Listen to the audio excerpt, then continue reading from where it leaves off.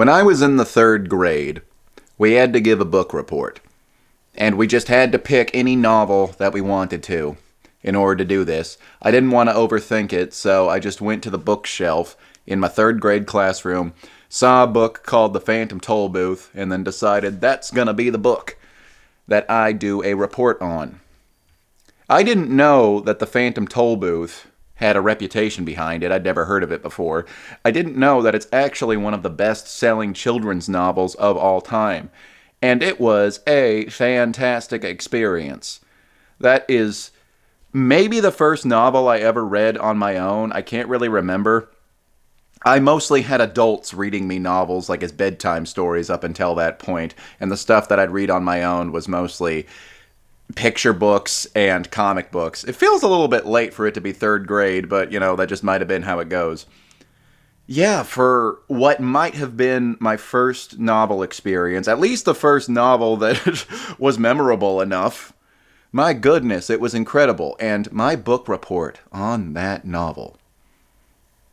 I could feel as I was saying it that my extreme enthusiasm for this piece of art that I had just read was just emanating out of me and fully being absorbed by my class. Everybody was on the edge of their seat listening to me talk about the magnificence of this book.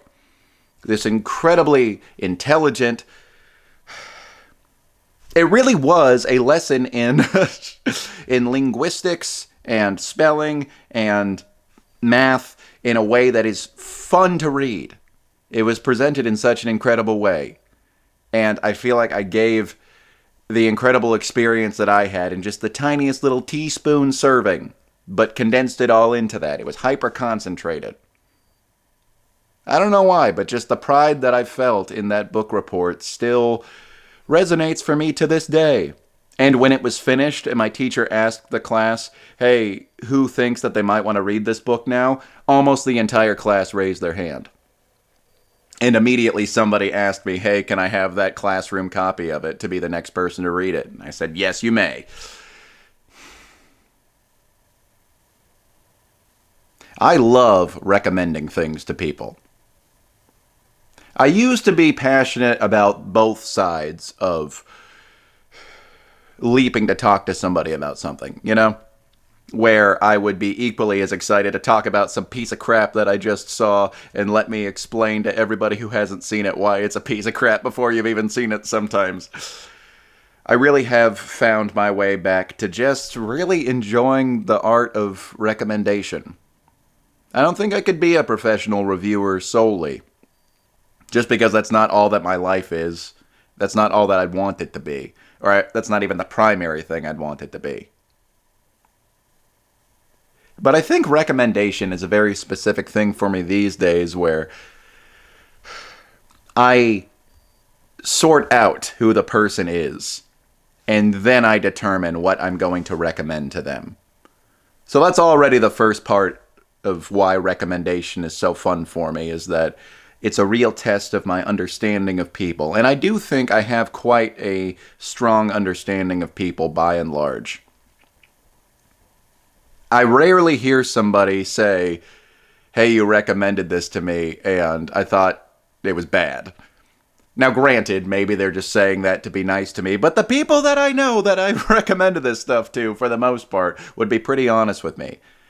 I know what to recommend to them in the first place. There could be something that I love that I also know is just not for them, and so I'm not going to recommend that, But then the other aspect of why I love recommendation is that I do love introducing people to something that I love that's maybe not known by everybody.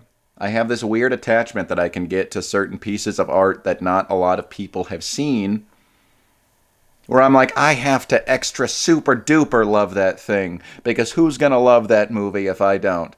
It's like a child or an orphan cat or something like that. I know that the movie doesn't need me to recommend it to other people, or that book, or that song, or that artist. It doesn't need that. It's not crying for it. It can't literally speak and feel, but there's just something really nice about when I can pass it off to somebody else. And I feel a bit of relief, like I don't have to love this so incredibly strong. No, it's not strong. With such an attached feeling about it. Because somebody else can share that with me. And obviously, that's just my perspective for my small world. Obviously, any mainstream movie or book or whatever already has at least a handful of people that appreciate it out in the world. But I don't know them. So within Joe's world, that love can be a little less desperate. Yeah, I love recommending things. That's why I dedicate at least one day each week of these vlogs to just be me talking about some piece of media that I really, really appreciate. So, have you guys ever heard of a movie called A Serbian Film?